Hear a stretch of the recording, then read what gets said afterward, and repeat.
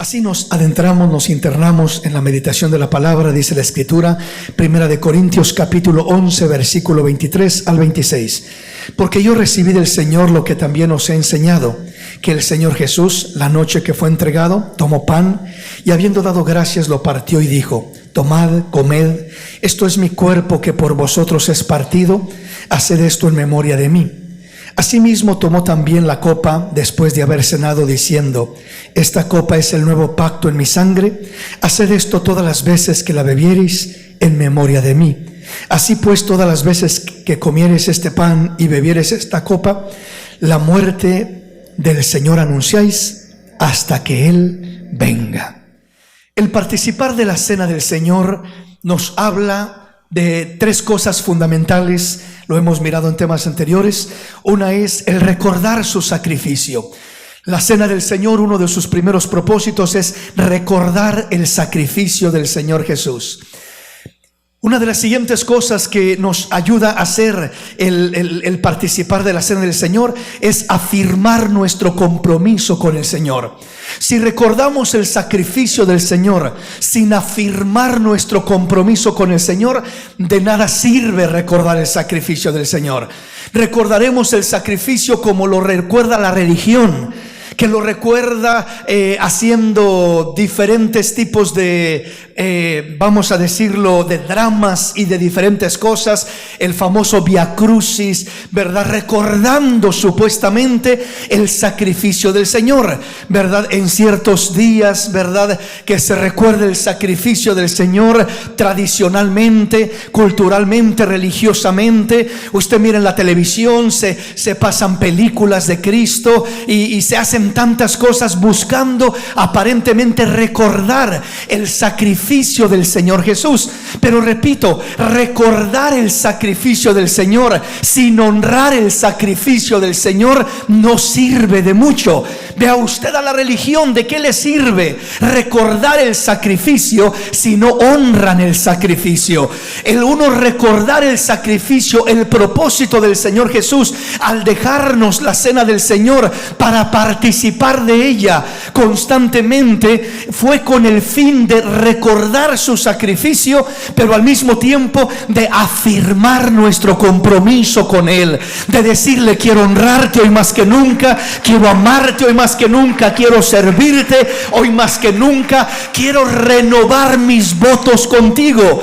Cada vez que recordamos el sacrificio del Señor, debe de ser una renovación de votos de nuestra vida para con el Señor, una renovación de compromiso para con el Señor, una renovación de dedicación, de servicio, de amor, de entrega para con nuestro Rey, por lo mucho que Él ha hecho por nosotros. Solo compensar en lo que Él hizo con nosotros, por nosotros en la cruz del Calvario, solo al recordar ese glorioso sacrificio, es para ponernos de rodillas en agradecimiento, en amor, derramando nuestra vida delante de su presencia, al entender el glorioso sacrificio de nuestro Señor, de nuestro Salvador. Aleluya. Automáticamente el recordar el sacrificio correctamente, cuando uno lo recuerda correctamente, uno asimila lo que Él hizo por nosotros, uno entiende el precio que pagó por nosotros, uno entiende el grado de sufrimiento, de dolor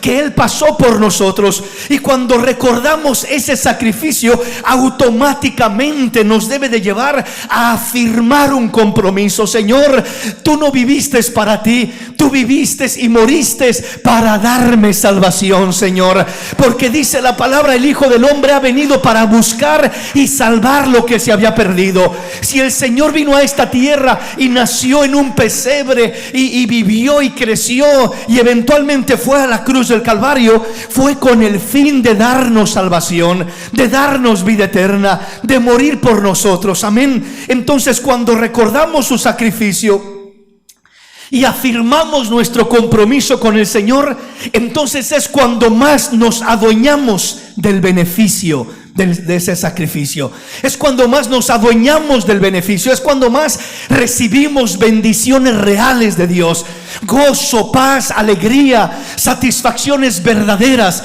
Los beneficios del sacrificio no se reciben sino hasta que uno recuerde el sacrificio, afirma su compromiso y entonces recibe los beneficios de parte de nuestro Dios. Ese es el propósito de Dios a través de lo que es la celebración de la Santa Cena, como lo conocemos, como lo realizamos, para que podamos de esta manera tener eso en mente. Hoy vamos a participar de este glorioso acontecimiento de la Cena del Señor. ¿Qué estamos haciendo a través de ello? Estamos recordando su sacrificio.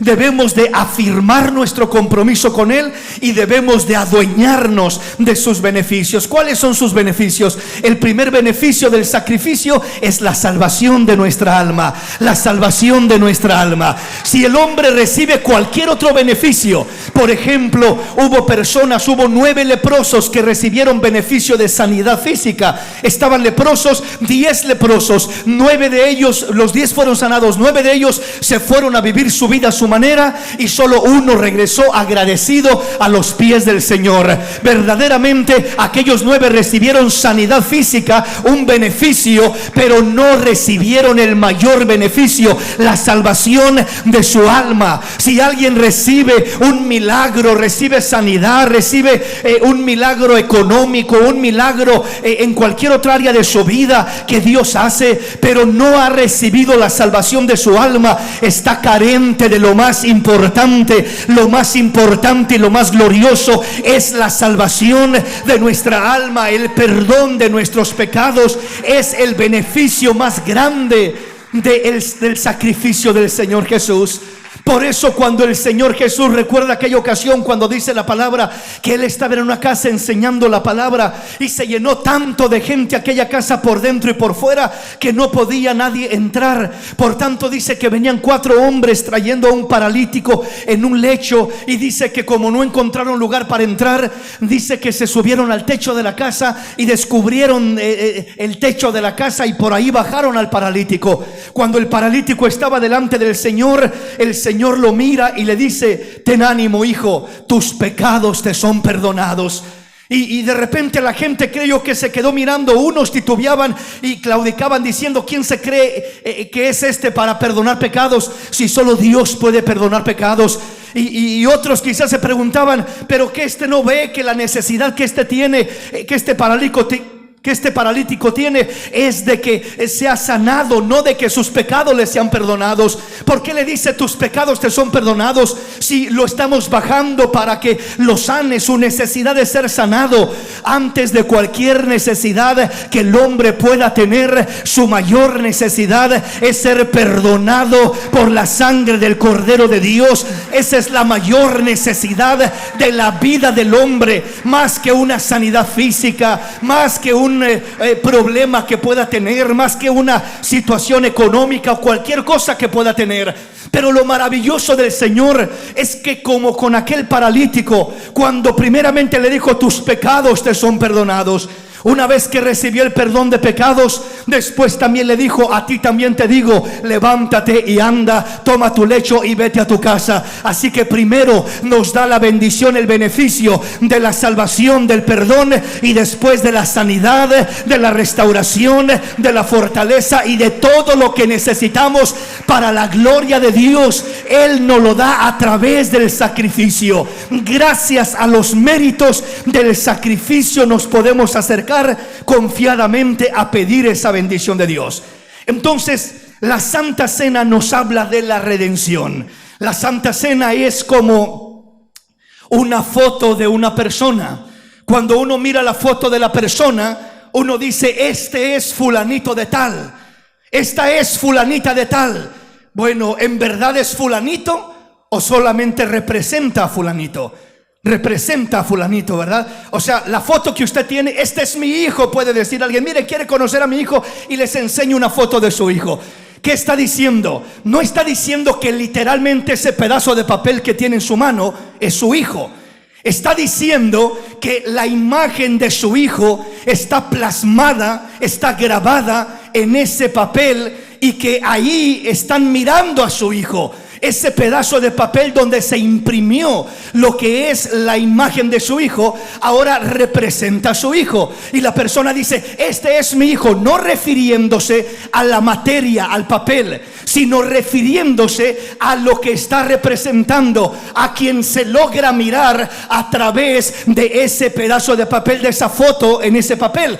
Pues la cena del Señor es una foto del sacrificio del Señor, es una foto, nos habla de la redención. La cena del Señor es una fotografía de la redención. ¿Quieres mirar la redención? Mira la cena del Señor, porque ahí está plasmada la imagen de la redención, ahí está plasmada la sangre del Señor, ahí está plasmado el cuerpo del Señor, ahí está plasmado el sacrificio del Señor, ahí está plasmada la obra del Señor, ahí está plasmado el amor del Señor que tuvo para contigo y para conmigo. El que no logra admirar la fotografía de la redención en la cena del Señor no está mirando correctamente la cena del Señor.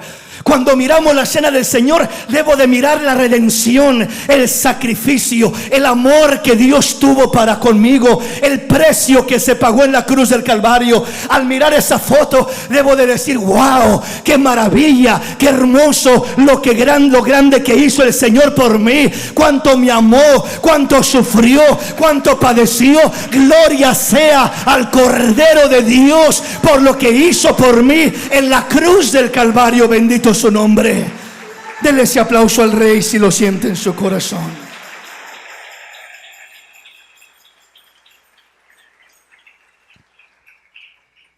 Otra ilustración que hemos utilizado es la cena del Señor. Es similar a lo que es recibir uno un cheque. ¿Qué es un cheque? Un cheque, cuando usted va a su trabajo, a la mayoría que trabajan le pagan con un cheque. ¿Y qué es un cheque? Un cheque no es nada más que un pedazo de papel, eso es. Pero no es que sea un papel muy fino, no es que sea un papel muy valioso. Es papel sencillo, simple y corriente, como todo el papel. No es papel con partículas de oro, no es papel forrado de plata, no, nada de eso. Es papel simple y sencillo, por así decirlo. Pero ¿qué es lo que le da valor? ¿O qué es la importancia de un cheque? Un cheque es una promesa sin cobrar, o una promesa para cobrar, mejor dicho. Cuando a usted le dan un cheque, ese cheque lo único que es una promesa para cobrar. O sea, usted va a ir al banco y va a llegar con ese cheque y les va a decir: vengo a cobrar este cheque, vengo a cambiar este cheque, vengo a recibir el beneficio de este cheque. Este cheque es una promesa que me dio mi patrón, de que me van a entregar lo que aquí dice en este cheque. En este cheque dice $800. Vengo a que me entreguen $800, porque este cheque es una promesa para cobrar. No es simplemente más de que papel, pero representa algo más que papel. Representa una cantidad de $800, o la cantidad que diga aquel cheque que vas a cobrar. Pues la cena del Señor es una promesa para cobrar. La cena del Señor es un cheque que el Señor nos entrega para cobrarlo, para recibir las bendiciones de Dios, del Todopoderoso, para recibir la provisión de nuestro Dios, para recibir los beneficios de nuestro Dios. Es a través del sacrificio. Si uno se acerca a Dios buscando algún beneficio por sus méritos, por su grande fe, por sus buenas obras, por las razones que sea, usted quedará descalificado y no merecerá ni recibirá nada, porque usted y yo no merecemos por nosotros mismos.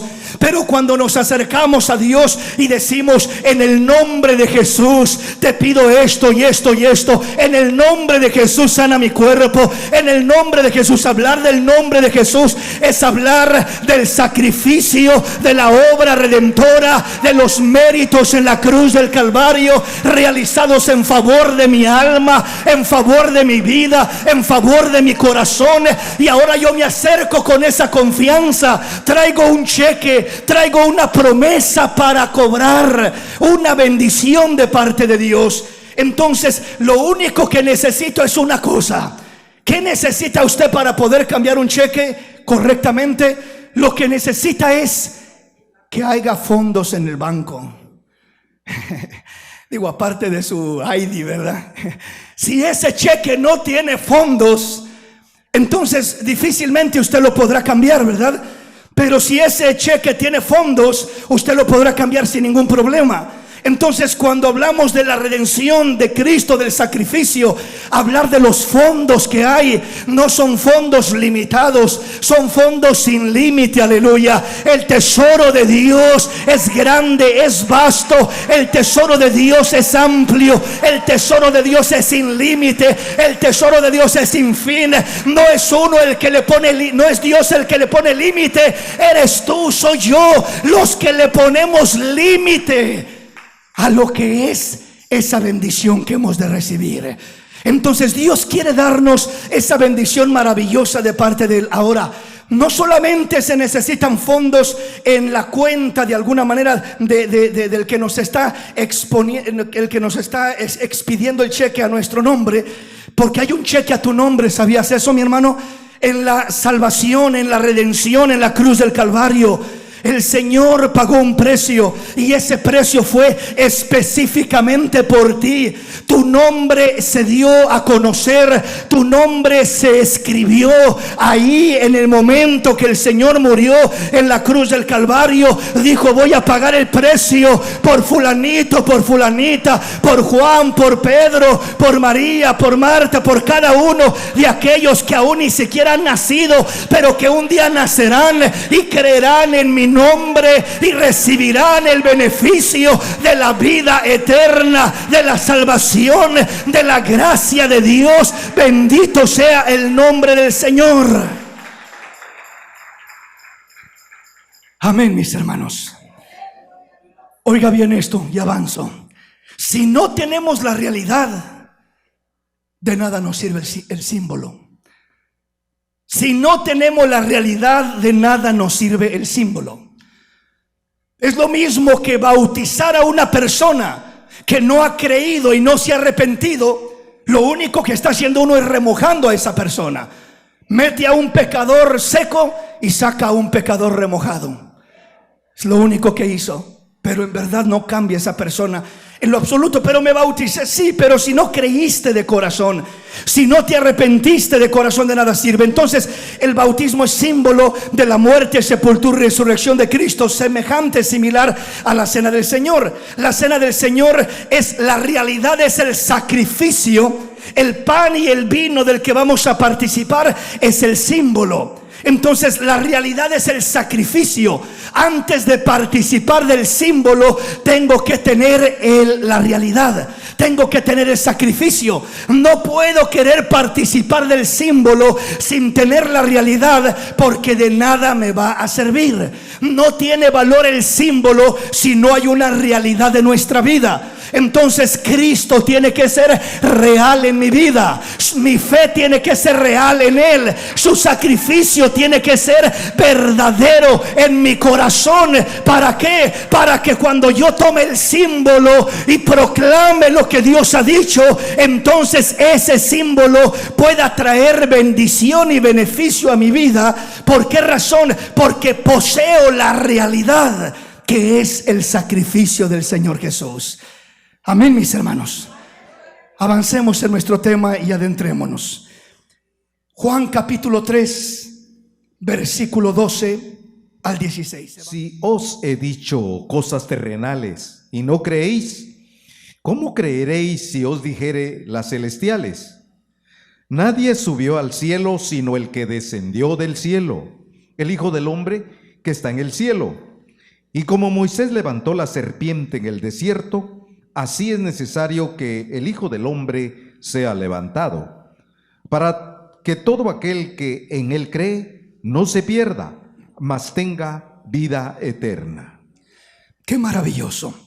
¿Qué símbolo usaremos hoy para relacionar el sacrificio del Señor, la cena del Señor?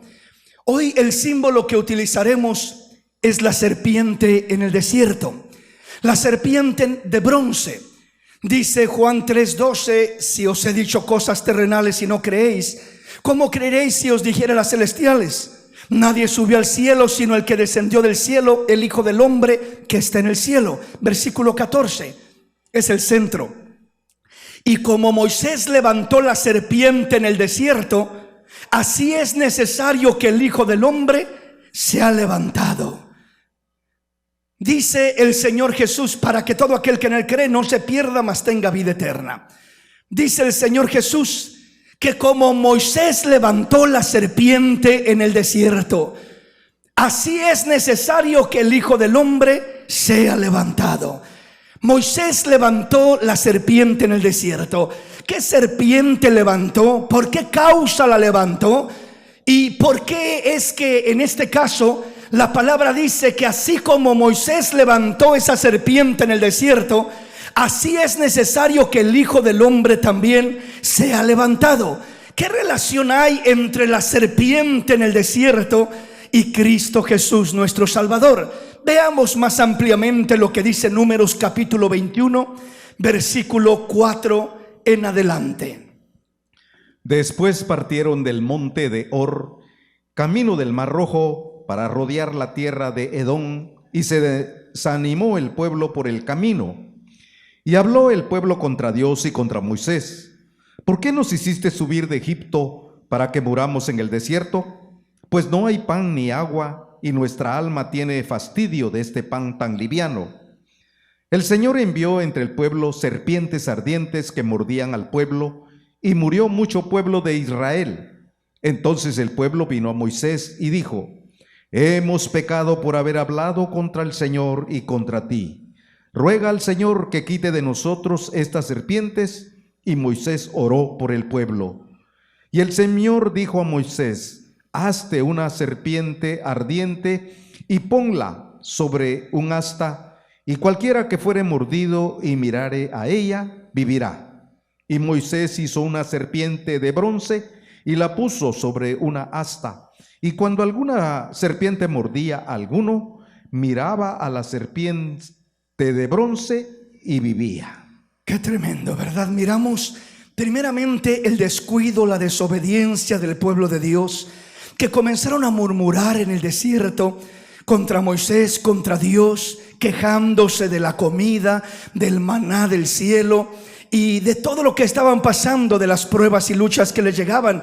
Y dice que vino una plaga de serpientes ardientes que mordían al pueblo de Israel. Mucho pueblo estaba muriendo, mucho pueblo estaba pereciendo ante esta plaga de serpientes y no sabían qué hacer. Y lo único que pudieron hacer fue humillarse, pedir perdón, arrepentirse y pedirle perdón, en este caso a Moisés, y pedirle que orara e intercediera por el pueblo.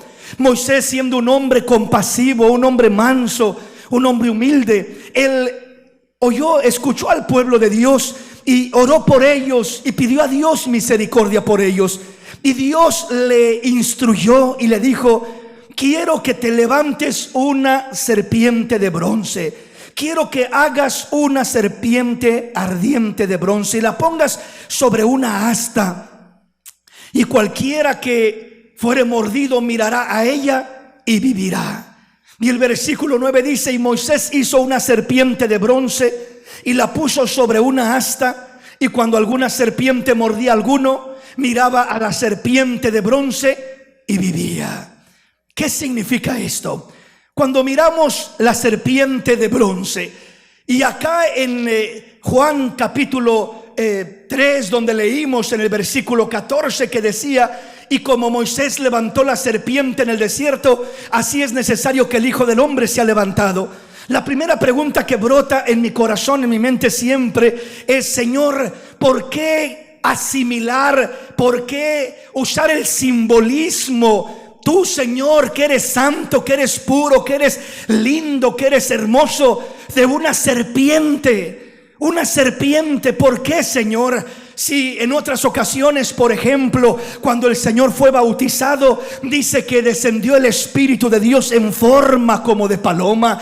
Bueno, una paloma, uno entiende, es un símbolo hermoso, un símbolo que representa paz, un símbolo que representa pureza, nobleza, humildad, etcétera. Todo ello se entiende que tomar el Señor, ¿verdad?, esa forma. O aún, por ejemplo, podríamos decirlo, en Hechos tomó el Espíritu Santo cuando se derramó forma de lenguas de fuego, tipificando y hablando de lo que iba a ser la obra que iba a ser a través de los apóstoles y de los creyentes, tomando su lengua para hablar la palabra con denuedo y con libertad de una manera sobrenatural. Pues también entiendo, pero cuando veo un simbolismo del Señor Jesús como este, donde está representado por una serpiente, primeramente la serpiente es el reptil que fue maldecido en el huerto de Edén. Dios maldijo a la serpiente en el huerto de Edén, le dijo: maldita serás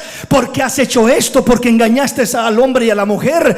Te arrastrarás sobre tu pecho y comerás polvo todos los días de tu vida. Entonces le da la sentencia y la maldice a la serpiente. Pero ahora el Señor está tomando el simbolismo, el lugar de la serpiente. ¿Por qué razón? Porque la Biblia dice que escrito está: maldito será llamado todo aquel que sea colgado en un madero o clavado en un madero. En este caso, el Señor Jesús estaba yendo a la cruz como un maldito, como siendo maldito. ¿Por qué maldito? Porque hizo algo malo él, no. Porque cometió algún error, no. Sino porque estaba llevando la maldición de la humanidad, la maldición del pecado del hombre, de la mujer, la maldición tuya, la maldición mía. Fue llevada a la cruz del Calvario a través de nuestro Salvador, a través de nuestro Redentor. Él estaba llevando toda esa maldición que tú y yo teníamos. Él estaba llevando en la cruz del Calvario. ¿Y qué significa eso en mi tiempo, ahora en mi vida? Eso significa que si yo entiendo lo que dice la palabra, está semejando el sacrificio del Señor con la serpiente de bronce que fue levantada por Moisés. ¿Qué pasaba con aquella serpiente de bronce? Aquella serpiente, dice que cualquiera que miraba era mordido, estaba mordido por una serpiente de bronce, una serpiente ardiente, perdón. Eso es semejante a una persona que ha sido mordida por el pecado, mordida por un vicio, mordida por la enfermedad, mordida por cualquier maldición, por cualquier cosa negativa, destructiva que quiere matarte espiritualmente, matarte emocionalmente. La depresión es una serpiente que muerde a muchos. La ansiedad es una serpiente que muerde a muchos. Todo problema emocional, todo problema físico son mordeduras de serpientes del diablo, de emociones destructivas que vienen a querer acabar con nuestra vida. Y dice el Señor: si alguno fuere mordido, mire a la serpiente de bronce y vivirá y recibirá vida y será sanado y será restaurado para la gloria y la honra de Dios. Aleluya, bendito el nombre de Jesús. Entonces, todo el pueblo que fue mordido en el tiempo de Moisés miraban a la serpiente. Primero, la serpiente simboliza maldición. Segundo, no era cualquier serpiente de cualquier material, era serpiente de bronce. El bronce en la Biblia representa, simboliza juicio, el juicio de Dios. El juicio de Dios cayó sobre el Señor Jesús en la cruz del Calvario. El juicio del Señor fue derramado sobre el Señor Jesús en la cruz del Calvario. En ese juicio en la cruz del Calvario, ahí cayó el juicio que tú y yo íbamos a llevar, el juicio que nos correspondía a nosotros por nuestras maldades y pecados y cosas malas. Ahí cayó en ese cuerpo, en Cristo Jesús, mi Señor. Él llevó el juicio, Él llevó la maldición, Él llevó el pecado para darme a mí bendición, para darme a mí vida eterna, para darme a mí gozo, para darme a mi paz, para darme a mi alegría. Pero ¿qué tengo que hacer yo ahora entonces? Dice que primeramente que Moisés se le dijo: levántate esa serpiente de bronce, esa serpiente en una asta, que representan estas tres cosas. Dijimos primeramente, hablar de la serpiente, maldición. Hablar del bronce es hablar del juicio. Y hablar del asta es hablar del madero donde el Señor Jesús fue clavado, fue crucificado, fue colgado, como quiera llamarle. Eso es lo que representa. Entonces, maldito sería llamado todo aquel que fuera colgado en un madero, dice la Escritura. Por tanto, ahí estamos hablando de tanto la maldición, de tanto el juicio, como la cruz del Calvario, el madero donde nuestro Señor murió, donde sufrió, donde entregó su vida, donde redimió al hombre, a la mujer, a la humanidad. Por tanto, cuando el hombre dice ahora el Señor Jesús, como Moisés levantó la serpiente en el desierto, así es necesario que el Hijo del Hombre sea levantado. Es necesario que muera en aquella cruz y que sea levantado muy en alto, para que cualquiera que mire a ese sacrificio glorioso de nuestro Redentor reciba vida, reciba sanidad, reciba salvación, reciba perdón, reciba liberación, reciba gozo, reciba paz, reciba lo que necesita de parte de Dios. Reciba lo que necesita de parte de Dios. Pero entonces necesitamos mirar a quién, a la serpiente de bronce. La serpiente de bronce ya no está acá, hablando de aquella serpiente que Moisés levantó. Aquella serpiente fue momentánea, fue solo por un momento que Dios la utilizó y después ya no. Pero simbolizaba algo, representaba a alguien. Y a ese alguien que representaba era nuestro Salvador Jesús, nuestro Redentor, y más directamente a nuestro Salvador redimiendo a la humanidad. Es una fotografía de la redención. La serpiente de bronce es una fotografía de la redención, apunta a la redención, nos habla de la redención, nos habla del sacrificio, nos habla de la maldición, nos habla del juicio, nos habla de la obra redentora que mi Salvador, el Señor Jesús, hizo por mí, hizo por ti, muriendo en aquella cruz. Gracias damos al Rey de los cielos, aleluya. Denle ese aplauso al Señor con todo su corazón. ¿Qué tengo que hacer entonces yo ahora? Como Moisés levantó la serpiente en el desierto, así es necesario que el Hijo del Hombre sea levantado, para que todo aquel que en él cree no se pierda, mas tenga vida eterna. ¿Cómo le hago para mirar ahora a esa nueva serpiente de bronce que es tipificada, simbolizada en Cristo Jesús, mi Salvador?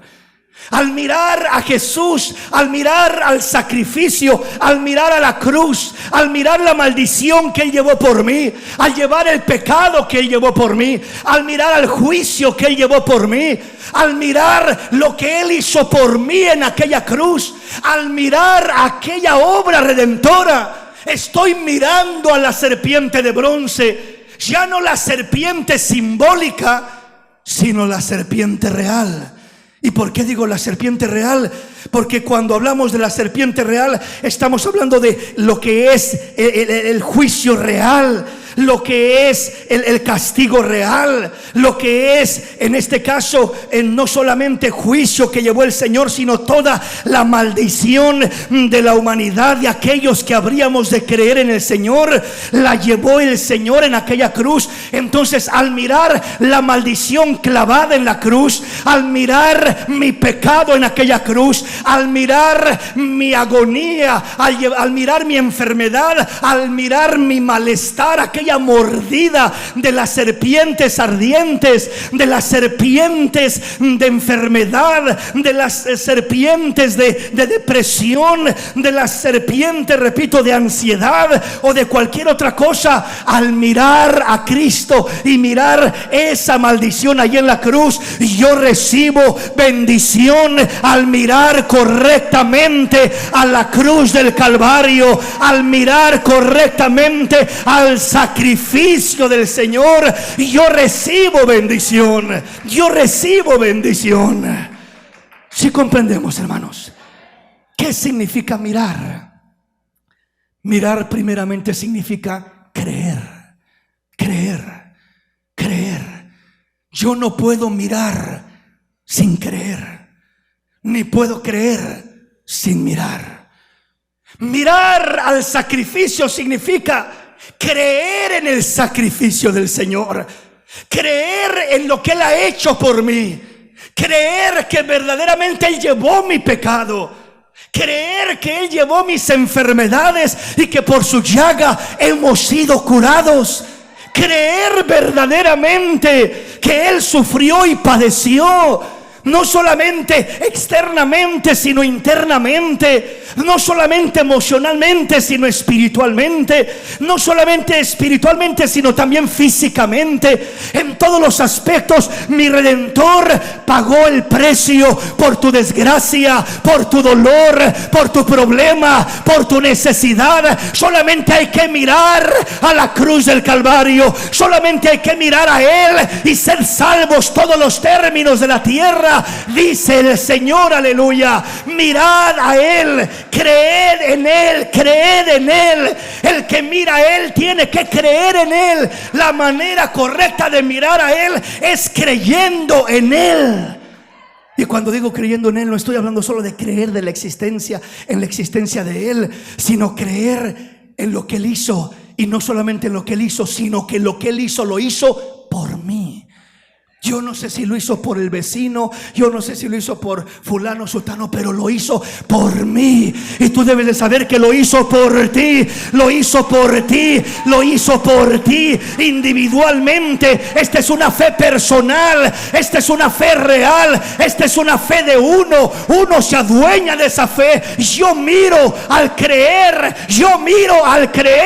miro a esa serpiente de bronce, miro mi maldición en la cruz, miro mi pecado clavado en la cruz, miro mi dolor, miro mi enfermedad en la cruz del Calvario. Si logro mirar mi dolor, mi desgracia, mi enfermedad, mi pecado, mi ansiedad, lo que sea, clavada en esa cruz, seré libre de ella, seré libre de ella. Pero tengo que lograr mirar, el requisito que Dios le dio a Moisés. Y el Señor le dijo a Moisés: hazte una serpiente ardiente y ponla sobre una asta, levántala en alto, y cualquiera que fuere mordido y mirare a ella. No es grande el requisito, ¿verdad? Solo mirar. Y mirare a ella. ¿Y qué significa mirar? Y creer y creyere en ella. Los ojos del alma son la fe. Los ojos físicos es la vista humana que tenemos para ver.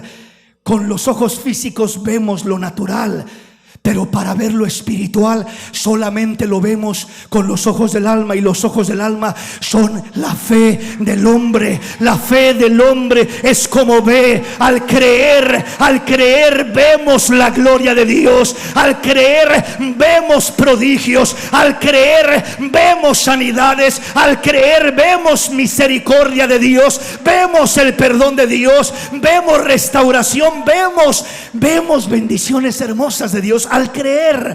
Entonces cualquiera que mirare, le dice, a ella vivirá. Solo tienes que mirar. Es lo mismo que la Escritura habla del Señor Jesús, para que todo aquel que en Él cree no se pierda, mas tenga vida eterna.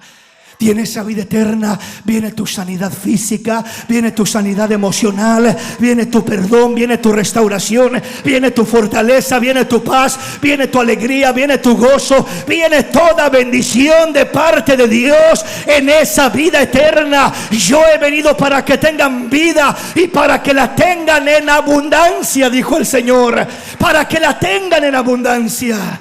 Entonces, en ese creer es donde miramos la gloria de Dios. En ese creer. Entonces, no solamente es creer, lo primero mirar es creer. Lo segundo que va de la mano es confiar. Confiar. Tengo que aprender a confiar en el Señor. Aprender a confiar en lo que Él me dice, en lo que Él me enseña. Si confío en Él, Él hará maravillas en mi vida. Si confío en Él, Él transformará mi vida.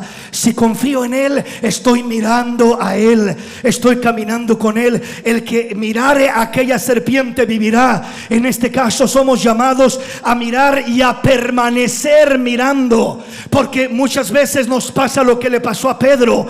Cuando Pedro iba en la barca y de repente dice que una tormenta grande los agarró en el mar y se ahogaban, se hundían, ya no había esperanza. Pero de repente miran que el Señor comienza a caminar sobre el mar, viene a encontrarlos por el mar y de repente gritan todos: un fantasma, un fantasma. El Señor dice: no soy un fantasma, soy yo. Y lo miran y dicen: ¿eres tú, Señor? Sí, soy yo. Y Pedro dice: Señor, pues si eres tú, manda que yo vaya a ti andando sobre las aguas. Quiero estar seguro que eres tú.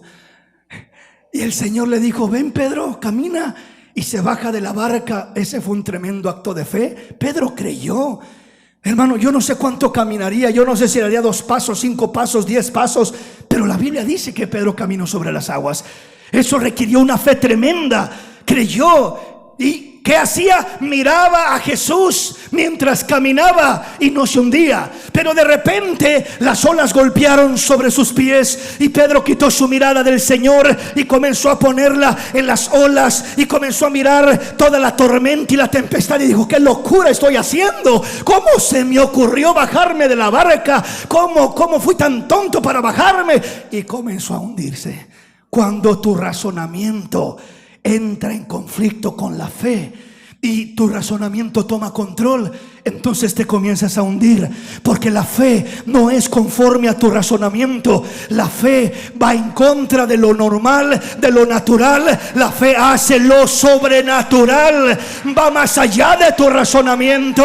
Al que cree, todo le es posible. Al que cree, todo le es posible. Aleluya. Pudo caminar porque creyó, pero se hundió cuando quitó su mirada de Jesús. Nosotros somos llamados a mantener nuestra mirada en Jesús, puestos los ojos en Jesús, el autor y consumador de vuestra fe. Si nosotros quitamos la mirada de Jesús, nos comenzamos a hundir. Hay quienes comienzan a caminar con la mirada en Jesús y van mirando la gloria de Dios, pero en un momento de su caminar comienzan a quitar la mirada de Jesús y comienzan a poner en el problema, comienzan a ponerlo en los hermanos, en los errores, en los defectos, en el papá, en la mamá, en el vecino, en quien sea, y comienzan a hundirse. Porque si tú pones tu mirada en cualquier otro ser de esta tierra, te hundirás. Pero si pones tu mirada en el autor y consumador de la fe, vivirás, saldrás adelante, enfrentarás y superarás cualquier reto en la vida. Aleluya. Entonces somos llamados a creer y a confiar en el Señor, pero hacerlo constantemente. No es de que solo ahorita que vamos a celebrar la Santa Cena confiemos, creamos y confiemos en el Señor y salgamos por estas puertas y dejemos de creer y de confiar en Él. No funciona de esa manera. Mantengamos la mirada en el Señor. Mantengamos la confianza en el Señor. Mantengamos la mirada en el Señor. Mantengamos nuestra fe en el Señor. Y vamos a mirar la gloria de nuestro Dios. Amén, mis hermanos. Denle ese aplauso al Rey de los cielos.